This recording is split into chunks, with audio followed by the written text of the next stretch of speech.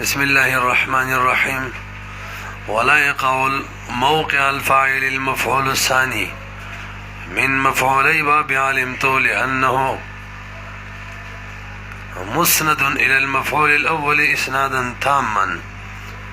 فلو أسند الفعل إليه ولا يكون إسناده إلا تاما لازم كونه مسندا ومسندا إليه معا. خجي ولی سی برون سبق کې من دا خبره کړې وه چې مفعول ما لم یسمى فاعله کې به څلور بحث کوو. اول تعریف و نو تعریف کې هم درې اجزا ویلي و. هر هغه مفعول ته ویلی کېږي یو جز چې د هغې فاعل حذف شوی وي.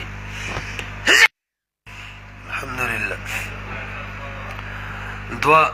دریم جزي دغه مفعول به په مقام د فاعل باندې ولاړی په اسناد د فعل کې درې اجزا. دیم نمبر هم ورله بیان د شرط کړی و. نو شرط ولدا دی چې صیغه د فعل چې ده دا به فاعله ته متغیره شوي، یعنی ماضي معلومې ده به مجهوله جوړه شوي، او یا به یفعلو ته متغیره شوي، یعنی مضارع معلومې ده به مضارع مجهوله جوړه شوي، یا به هغه اسم وي کوم چې مشتق وي د فعل مجهول نه، لکه اسم مفعول. دا دوه بحثه شوي وو.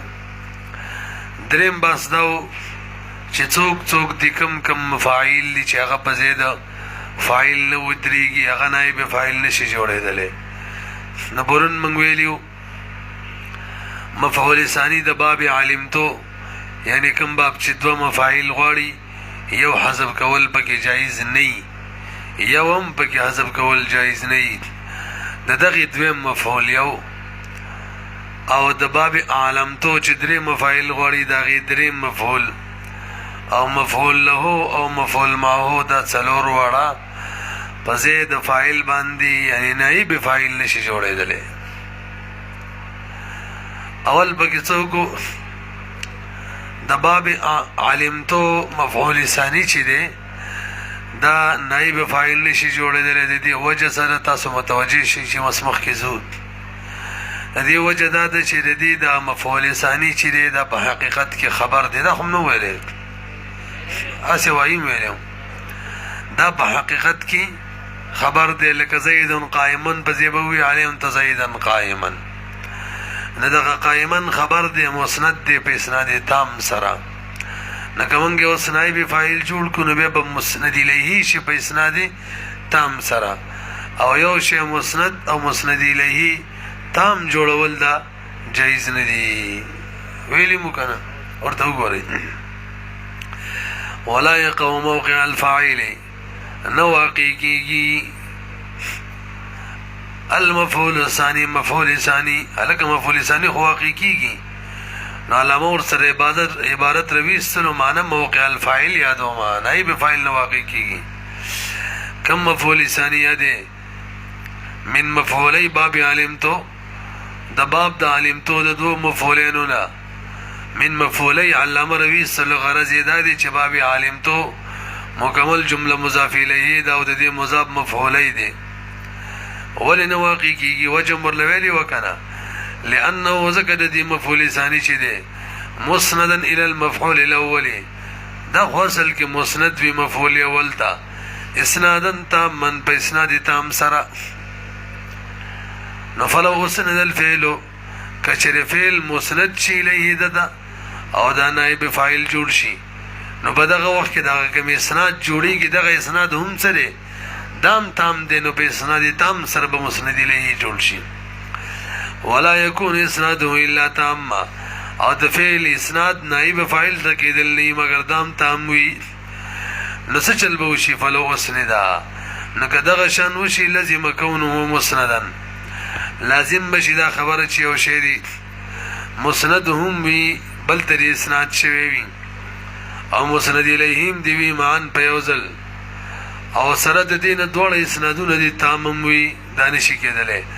مع کون کل من الاسنادین، سره د دې نه چې وي بهر یو په دواړو اسنادونو کې تام من تام دا نه کېږي. هلکه اسناد تام قید ورسولې روباسي وای دا ځکه بلکې اعتراض یې جوړ کړي اعتراض زه به در وښیم یو شی به مسند به هم وي مسند الیه به هم وي په یو وخت کې لکه اعجبني ضرب زیدن اعجبني ضرب زیدن ضربو چې دی توجه جي دا مسند الیه واقع شوی ډډه بنوي قاری صاحب رمخ کې شه اعجبني کې ضربو مسند الیه د اعجبني د پاره فاعل او ضرب به خپل مسند دی زید تا زید ورل فاعل دی یو طرف ته ضرب مسند الیه د اعجبني دا او بل طرف ته مسند دی د زید د پاره اگر چې اضافت ورته شوی په یو وخت یو شی مسند الیه هم شو مسند هم شو ته خو دا نه دی جایز جواب بئی ال نه دی جایز چې کله اسناد تام وی دواړه په اسناد تام سره مسند الیه هم وی په اسناد تام سره مسند هم وی دلته اعجبني ضربو کې په اسناد تام سره مسند الیه د منو منګه خو ضرب زیدن کې اسناد تام سره مسند نه دی ولی اسناد تام علی چې لفظ کې مسند وی معنی کې مسند وی ضرب زیدن کې معنی کې خو سید مسند دی خو لفظ کې خو نه دی لفظ کې خدا مضاف دی زید ته نه پیږي پی نو اسناد تام په دې دویم په دې ضرب زیدن کې نشته دی نو مسند تام نه دی مونږ ویلو من حاله ده چې مسند الیهم تام وی مسند تام وی وته وګورئ بخلاف اعجبني ضرب زيد عمرا لأن أحد الإسنادين چره وهو إسناد المصدر چاگه دا مصدر اسناد کول دی زید تشوی دی دا بکی غیر تام دی خجی مخ کی رازی مفعول ثالث تا باب عالمتونا دا هم نواقی کیگی پزید فائل مانی یعنی نائب فائل نواقی کیگی دا ولی ویجی دی هم آغا وجدا کشر دی نائب فائل واقعی کی نو آلریڈی مسند دی پہ اسناد تام مانی بے با مسند الیہ هم شی پہ اسناد تام مانی یو شی پہ یو وقت کی مسند الیہ تام جوڑی دل سین دی وللمفعول الثالث هنا مفعول ثالث وللثالث کی اشارہ وکړه چې دلته ثالث صفت دی موصوف محذوف دی من باب وللثالث من باب عالمتو مفاعیل روی سلبی اشاره وکړه چې باب عالمتو مضاف الیه د مضاف حذف دی او نه مفعول ثالث ودریږي د مفاعیل د باب د عالمتو نه باب عالمتو نه څوک مراد دی چې درې مفاعیل غواړي کذا صحیح شو ولی نواقی کیږي حکمه ذکر دې د مفعول ثالث حکم چې په شان د حکم د مفعول ثانی دی د باب د عالمتو ولا مفعول ثانی کم حکم هو فی کونه مسندن چې هغه اسنا مسند او په اسناد تام سره نو کو سینای به فاعل جوړ کین مسند الیه هم په اسناد تام سره شي ورسېدلې په دریم مفعول له چې ده کنه دا نائب فاعل نه جوړیږي ولی جی لګي تفصیلا نوري مفعول له په دوه قسمه ده یو بلام سره مفعول له ضربته للتأديب لام مرسله ده او یو بغیر د لام ضربته تأديبا لازم کوم مساله ده چې بزید نائب فاعل نه جوړیږي بغیر د لام والا یادو او کم چې سره د لام ده هغه بزید نائب فاعل هغه بزید فاعل باندې یعنی نائب فاعل جوړې دي شي مسله زده شو خجی دا کم چې بغیر د لام ده دا نائب فاعل نه جوړیږي د دې وجه څه ده وی وجه دا ده چې دې کې کم نسب دې ضربته تادیبا دا اصل کې علامه ده د دې خبره چې دا تادیبا علت دې د مخکې فعل لپاره نکته تادیبا مرفوع وي نو به د علتیت کم علامه ده به ختم شي وغه ټیک نه ده نه یا به نسب نه ورکه او یا به رفع نه ورکه به نائب فاعل نه جوړیږي یا به رفع ورکه د دې چې کوم مقصود دی چې هغه علتیت خود اللي هغه پته بنه لګي نو دوه نقصان یو نقصان راځي نه دی وجه نه مونږ وایو دا صحیح نه دی وته وګورئ خدا کم یو مفعول له کم چې بغیر د لام او ځکه کم چې سره د لام دی غرات لشي ګورئ دا والمفعول له او مفعول له چې دی بلا لام قید ولګوخه کته اعتراض او اعتراض جواب کم صحیح ده زبر دروخه مفعول له بوي او هغه به نائب فاعل جوړ شوی لکه ضرب للتعذيب دې سره به څه کې جواب منګه کم مفعول له یادو بغیر د لام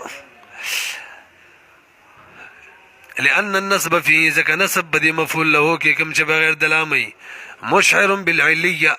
دا خو خبر ورکی خلکو ته چې د علت د مخکې فعل لپاره فلو اسند الیه کې چې دې ته اسناد وشي نبی به نسب لري کې لفات النصب نسب بفوت شي والاشعار وغي سره سره د دې خبرداري د علتیت بفوت شي پوه شولې خو بلا لامین ولی ویلو بخلاف ما بخلاف دغه صورت کې اذا کان مع اللام کله چې لام مرسله وي لکه ضرب للتعذيب هغه جایز دی هغه کې څه نقصان نه راځي نسب سم نشته ولی الت علامه د علتیت لام ورکی لام بهر حال شته والمفعول معه كذلك دا غسر دی والمفعول له والمفعول معه معطوف عليه مبتدا كذلك دا ورله خبر دی كذلك معنا اي كل من المفعول له والمفعول معه هر یو د مفعول له د مفعول معه نه كذلك هم دقه شان دي د چا په شان دي یعنی د باب د علمتو د مفعول ثانی او د باب د علمتو د مفعول ثالث په شان دي پزې د نائب پزې د فاعل باندې نشرت د نائب فاعل نه جوړيږي ورسېدلې به ایک المفعول الثانی كذلك معنا کل مفعول الثانی بشان د مفعول ثانی والثالث او مفعول الثالث من باب علمتو دا مفعول ثانی سره ولګول لف نشر مرتب ده او علمتو دا مفعول ثالث سره وګرځوا ولګوا داغو پشان پس کی دي فانه ما بده خبره کی چې دا مفعول ما هو مفعول له چي دي لا يقاني دا دوړه نه واقع کیږي موقع الفاعل د فاعل په ځای باندې هر چې مفعول له دی هغه وجه تیر شو فلما عرفت اتا په جندلې دا وخت تیر شو کنه خجی مفعول ما هو ولنه واقع کیږي تاسو لک برو ګورئ نو هغه وجه برون منګویلی وا مفعول ما هو کی وو نو که شری دغه وو منګ ذکر نکو به مفعول ما هو نه دی که بغیر د ووی نائب فاعل جوړ کو به مفعول ما هو نشتا او کسره د ووی جوړو دا وو خاطفه ده او عاطفه اصل کاردار دی حقیقت کې وو عاطفه دی او د ووی عاطفه اصل کاردار دی معطوف علیه منس کې مغایرت راولي د تغایر د پر راځي حالن کې نائب فاعل له او که فاعل له دې خود فعل سره شدت اتصال وی نو که تمنس کې وو راوړي او د وو نه پس کم شته نائب فاعل جوړه نبه به د فعل او د نائب فاعل په منځ کې دغه وو راغلی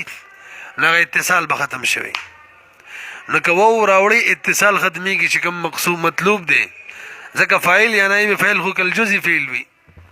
او که وو نه راوړي مفعول ما هو نه جوړیږي کوم دی واما المفعول معه فلانه لا يجوز ذکوي جائز نه ده اقامته ودریدل مفعول معه مقام الفاعل بزید فاعل باندې مال واوی کو ور سره نه جوړیږي التي اصلها العطف وغو يدوم چې دغه اصل عطف دی وهي دلیل الانفصال او خو د انفصال دلیل لی وو کدي راوړو حالانکه والفاعل كالجزء من الفعل فاعل چې یڅوک دغه بزې ودرېږي یا خو د فعل د جزء په شان وي ولا بد ولا بدون الواو بغیر د واو نه نشراوړي فإنه لم يعرف حينئذ كونه مفعولا معه زکه پته باندې لګي بدغه وخت کې كونه د دې مفعول ما هو د کېدل چې دا مفعول ما هو دی پته باندې لګي واذا وجد المفعول ما به لکبر وګورئ مليسم درې باسه ختم شو تعریف شرط او څوک دي کم مفاعل دي چې هغه نائب فاعل نه جوړیږي د درې باسو څلورم باس دا کم چې نائب فاعل جوړیږي کم مفاعل پدې کې اولا کم یو دی نو ماته متوجه شي بې پدې ټول کې اولا مفعول به دی کدا ټول موجود شو مفعول به ور سره یا بدغه نور مفاعل کې د مفعول به سره کم مرګره رااله نبه مفعول به چې دی دا بنای به فاعل جوړه پوه شولې به کم مفاعل چې دا سړي چې هغه نائب فاعل جوړيږي څومره چې دی مجموعه کله ټولو سره مفعول به رااله او کله بعضو سره رااله نو حکم دا دی کم چې مفعول به دی او نائب فاعل جوړي. وجه څه ده؟ ویجی د مفعول به تعلق د مفعول به مشابهت د فاعل سره زید دی د نورو مفاعیل په مقابله کې. څنګه زید دی؟ څنګه چې فعل بغیر د فاعل نشي راتللی، دغه شان چې کله فعل متعدی بغیر د مفعول هم نشي راتللی، نو د فعل نیمګړتیا چې څنګه بغیر د فاعل دغه شان بغیر د مفعول حالانکه نور مفاعیل داسې نه دي. نو مشابهت د چا سره ډیر جوړ شو؟ فاعل سره د اوس اختمره وکړو کړی او د کیږي. تاسو پیږئ کنه په خبره باندې؟ دا خبره وشلو ته وګورئ. واذا وجد المفعول دا څلورم باس شروع دی ښا. په دې څلورم باس کې یو جزء شو چې مجموعه مفاعیل مندل شي. درې مسلې به کې بیانېږي بلکې مجموعي تور څلور په دې څلورم باس کې مفعول به بدنای به فاعل جوړېدو لپاره متعین وي. یو دویم که ټول مفاعیل وي او مفعول به ورسره نه وي نو بیا ټول برابر دي، کم یو چې جوړې هغه جوړ کړه. دوه مسلې. او باب د اعطیتو کې کچری التباس ویره نه ونو اول اولاد چې نائب فاعل جوړ کې سره د دې نه چې دویم هم جایز دي. درې مسلې. څلورمه کچری په باب د اعطیتو کې اول مفعول دویم جوړېدل په وجه التباس راتللو نو به اول نائب فاعل جوړېدل واجب دي، دویم جایز نه دي. څو مسلې چې مجموعي څلور. اولې مسلې د وکړي و اذا وجد المفعول به کله چې مندل شي مفعول به فی الكلام په کلام کې. فی الكلام کې دې ځکه ولګو چې لکه زما دروغ هم ډیر کله ته به مفعول به وي او دا کوم رسته حکم ته لګي چې هغه دې فتعین زید هغه دې به نائب فاعل لپاره متعین شي. دا خبره به پکې نه وي. فهمږي کنه؟ وایته خبره د وکړه فی الكلام ما غیره په کلام کې ومندل شي هغه یادومه او غیر مفاعیل مرسره وي. هغه مفاعیل التي يجوز دې کې ته مختلف قسمه اعتراضات جوړولې شي. یو جز باندې ټیم بلګي وخت راځي کله چې ومندل شي مفعول به فی الكلام په کلام کې اسی مفعول به نه یادو به فکر قسی نه ما غیره ما غیره کې ذکر لګي کزان لرای شي خو به خبر هله غنای فاعل له ما غیره کې ضمیر شاته راځي د من بیان کوي یعنی مفاعیل التي هغه مفاعیل یادو يجوز وقوعها موقع الفاعل يجوز وقوعها چې داغي وقوع جائز د په زیاده فاعل باندې نه به فاعل جوړېدلی ټیک دي. هغه مفاعیل سره مفعول به راشي نو متعین به مرجع د ضمیر څوک ده؟ هغه مفعول به ده. یعنی دا مفعول به به متعین وي له د چا لپاره به متعین وي نائب فاعل جوړېدو لپاره چې داغه به واقع شي. له مرجم خیل وقوع موقع الفاعل چې واقع دي شي دغه مفعول به په زیاده فاعل باندې. اوس دغه وجره د بیان کنه وجه ما وایو ویلخه چې د مفعول به مشابهت د فاعل سره د نور په مقابله کې زید دي، د فعل تعلق ور سره دی. لشدت شبه ذکر زید مشابهت دی د مفعول به بالفاعل د فاعل سره پس کې فی توقف تعقل الفعل په دې خبره کې چې موقوف دی عقل ترادل د فعل پچا موقوف علیهما بدواړو فاعل او مفعول باندې او فعل متعدی کې لکه فإن الضرب ضرب زید امرا کې څنګه چې بغیر د زیدون ضرب نه متعقل کیږي عقل کې ناراضي دغه شان بغیر د امرن هم عقل کې ناراضي. پوهیږئ کنه؟ څو چا به وهل کړي د عقل کې راولي، څوک به وهل شوی دا هم ضروري د عقل کې به راولي. فإن الضرب چې مثلا کما انه لك څنګه چې دا خبره ده چې لا يمكن تعقله ممکن نه ده چې د دې داري سمجھ کې راشي بلا ضاربین كذلك هم دغشن ممکن ده چې د دې باقل کې راشي بلا مضروبین بخلاف سائر المفاعیل بخلاف د ټول مفاعیل سائر بمانه د باقی کا بخلاف سائر المفاعیل بخلاف د بقيه مفاعیل علامه شامی بدی مطلب قائم کړي مطلب فی سائر نغلان دي لیکلي دي چې السائر بمعنى الباقي لا بمعنى الجميع. سائر دو معنی دي یو باقی او جميع دلته په معنی دي وای سائر په معنی د باقی جميع نه او د قاموس په حواله لیکلي دي سائر په معنی د جميع یا وهم دی او یا قلیل دی. لہذا سائر معنی وڅکو باقی وکوګورئ بخلاف سائر المفاعيل فإن ليست بهذه الصفة ذکر نور مفاعل بدغه صفت نه چې تعقل د فعل لپاره موقوف شي مثال را ته وخایه لکه تقول اوس ټول مفاعیل سره مفعول به را جمع کړي دي تقول تبوای ضرب زید ور زید مفعول به دی نایب فاعل جوړ کو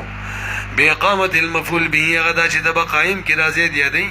په مقام د فاعل باندې رفع او تور کړلا یوم الجمعه دې وګوره د مفعول به دی نایب فاعل جوړیږي ظرف زمان دا ظرف زمان دی امام الاميري دا مفعول به دی یعنی ظرف مکان دی دا هم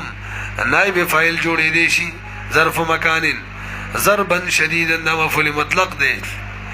مفعول مطلق مفعول مطلق پیژنې کنه چې مخکینه فعل بده مشتمل وي د قبيله د استعمال لکل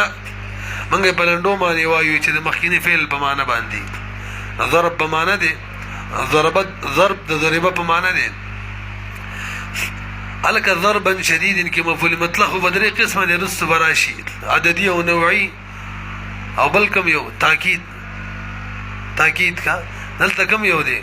وایي چې دلته نوعي دی مفعول مطلق للنوعي دا مفعول مطلق دی نوعي دی نوعي بره ګوره لکه وګورئ څنګه دا نوعي دی هغه ما نه ریکارډ خرابېږي ګوره به کلاس سره وباسه مګ چا توجه نه کا مفعول مطلق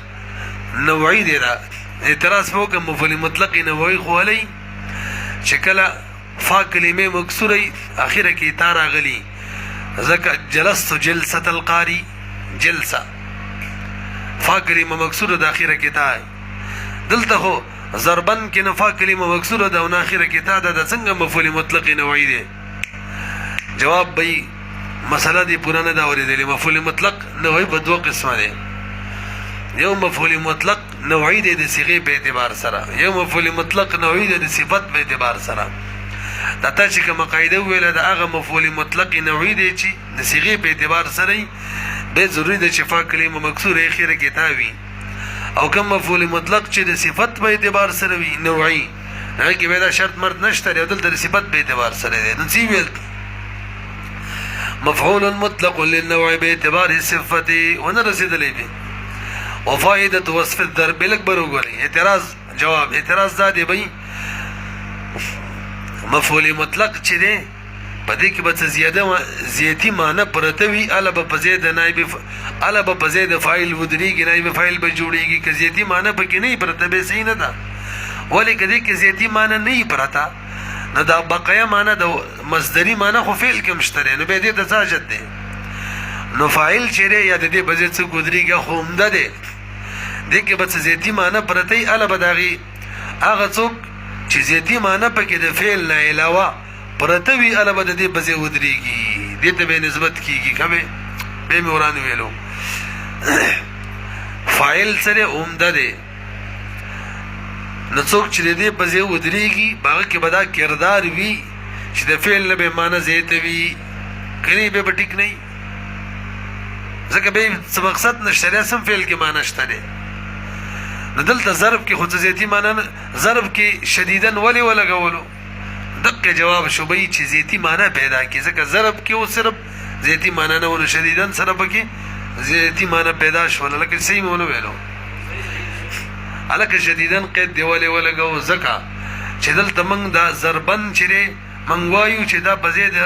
فاعل راتللی شي نه به فاعل جوړېدلی شي دا څه وایو کنه نو دې لپاره خو ضروری ده چې دا څه څوک بنای به فاعل جوړي چې د فعل د معنی نه پکې زیاتی معنی او صرف ضرب کې نشته رزقم شدیدان راوړو وسم صحیح نشو وفائده وصف الضرب بشده دا ولي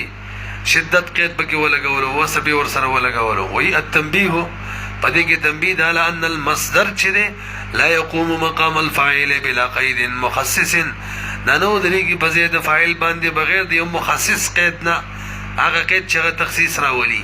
دلته شدیدن د ضرب تخصیص را مستلو کنه دوه اقسامو کې یو رويستو تخصیص ویل کېږي قلت د شرکا او د مخ کې د ضربن دوه شریکانو لګو ډیر شدیدن سره یو رويستلو بلې بار کو اذ لا فائده به وای ځکه پیدا پکې نشته کدا قید ونه لګي قید مخصص را نشي لدلاله الفعل عليه وجدار شفيل باسم بدلالت کینو فی داره مخکره د مثال شروع دی فی داره الکه وای دا مفعول جوړیدل مفعول معلوم سم فاعله جوړیږي وای دا جار او مجرور دی نو دا خو مفاعیل نه دی وای شبیه بالمفاعیل وای دا د مفاعیل سره مشابه دی کنه څه دی ورسره پڅ کی ورسره مشابهت دی چې دا د فعل فاعل لرستو په تبع کې راځي کا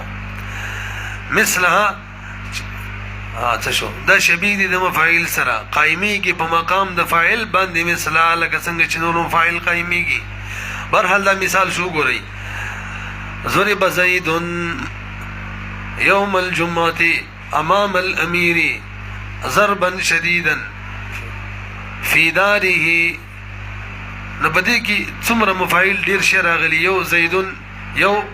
یوم الجمعة دوا امام الامیر درې ضربا شدیدا څلور او فی داره پنځه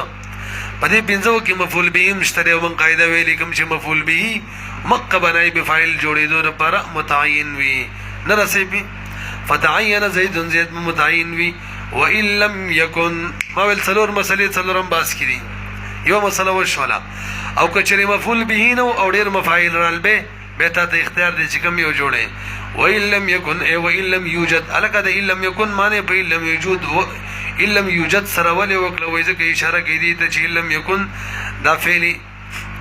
افعال ناقصونه دي خدل ته تامه دي تامه خبر دي ضرورت نشته دي وان لم يوجد في الكلام المفعول به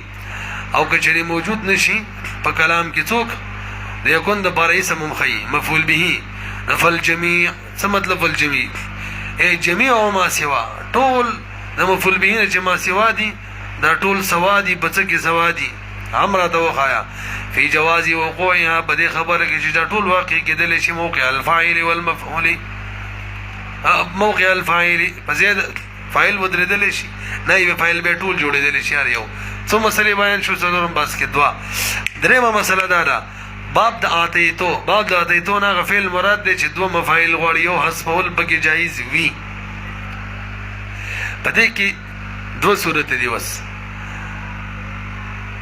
کچري التباس نه راتللو چې کوم یو د فاعل معنی ورګي کوم یو د مفعول معنی بلکې دې سوای پدې دواړو مفاعل یو بل سره التباس نه راتللو نو دواړه مفاعل چې په زید نائب فاعل باندې راوړل جایز دي خو اول اولاد په شوي به او کچري التباس راتللو چې کوم اول دی او کوم دویم دی پته رو بینه لګیدله کده سي صورتو مثال راځي نو په دغه صورت کې به اول واجب د نائب فاعل به جوړه دویم نه ځکه که دویم دی جوړ کو به پته نه لګي چې دی کې دا دویم چې دی هم دا دویم دی کنه دا اول دی او کله چې التباس راتللو ارچا د بدلږي دا کم چې اول دی دا اول دی کتی رستو کې مول دی او کتی مخ کې مول دی نه به خیر دی به جایز ده کدویم نائب فاعل جوړ کې ګوره وی والمفعول الاول من باب اتیتو مفعول اول د باب اتیتو باب باندې پوه نه شو مړه اي الفعل المتعدي الى المفعولين هغه فعل يدوم الفعل المتعدي الى المفعولين چې دوه مفعولين د متعدي وي او پدې کې دا ثاني چی کنه دا غیر اول وی ثاني غیر اول وی څه مطلب دا ثاني په اول نه حملېږي لکه اعطيت زيدا درهما پدې کې دا درهمن په زیات حمله ولې شي چې زيد درهم زيد درهم دراویل شي نشو ویل کنه او باب علمتو کې دا کاری چې دا ثاني په اول حملېږي علمت زيدا قائما ما زيد قائم علم دې کنم دې نو کله چې به حملېږي ال تدویم حسبول نه جایز او کله چې نه حملېږي ال تدویم حسبول جایز هم وي پوه شولې په عام طور موږ دغه تعبیر کوو چې دویم حسبول جایز دی او کنه دی علامه جمی څه تعبیر وکړو دویم حملېږي په اول باندې هغه علمتو والده نه حملېږي هغه اتیتو والده نو بده کې اول چې دی څه شو اول د باب اتیتو نه اولاد به ان يقام پڅ کې اولاد یار چې قائم شي په مقام د فاعل باندې د چا نه اولاد من المفعول الثاني من الثاني معنا موصوف بروي سر المفعول الثاني نه وجه سره مريسب اول ولي اولاد وي اول کې معنا د فاعلیت ته کنه یار بس وس خبره خاصانه شوله دو صورت جوړیږي یو صورت دار چې اول کې معنا د فاعلیت وي دویم کې د مفعولیت وي او دویم صورت دار چې دواړو کې د فاعلیت ولا معنا جوړې دي شي دواړو کې نو کوم صورت کې چې اول کې د فاعلیت معنوي دویم کې نه وي دغه صورت کې دواړه جایز دي نائب فاعل جوړول چې خو اول اولاد او کوم کې چې دواړه کې د فاعلیت معنوي نو وس اول واجب د چې نائب فاعل جوړ کړي ځکه که دویم دی جوړ کو نو به خلک د دویم نه فاعل جوړ کړي معنی به د فاعل ورکی اول نه به د مفعول ورکی معنی به ګډوډ شي تاسو مثال کې ووینئ ځکه په دې کې معنی د فاعلیت ډېره ده په نسبت سره ثاني تعالی انه عاطن ځکه اول چې د عاطی دی ورکون اخیستون کې اخذ دی لکه اوتی زید درهم ورکړی شو زید ته څه درهم یعنی زید عاطی شو اخیستون کې او درهمن هغه ورکړی شوی شی شو دلته زید جوړول اولادی ما جوازی اوتی درهم زیدن دم ویل شي دا ثاني معنی به فاعل جوړ کی وذلك عند الامن من اللبس دا قصه چې موږ وکړه دا اله ده چې کله د التباس ویره نه لګې دی مثال کې التباس ویره نو او اما عند ادم یو ورکل چې دغه شان نو معنی د التباس ویره وا نو فيجب اقامه المفعول الاول نبي واجب ده چې قائم کو مفعول اول لکه اوتی زید عمرا ورکړل شو زید ته څوک ورکړل شو امر معنی دا د زید ته ورکړل شو غلام څوک امر او کتیر الټا کا اوتی عمرو زید به معنی دا شي امر ته ورکړل شو زید نوس التباس راځي کنه راځي چې ورکړل شو چاته ورکړل شو څوک پته به نه لګي چې کله دغه شان التباسو به کوم چې فاعل مفعول اول دی عقب نائب فاعل لپاره متعین وی وجوبا فیږي په ومنه المبتدا بهر څلور مباحث په دې اخیری څلورم باس کې څو مسائل مفعول به د جمله مفاعل سره رااله نائب فاعل به جوړو یو او که مفعول به نو او نور جمله مفاعل رال به برابر دي باب دا ته کې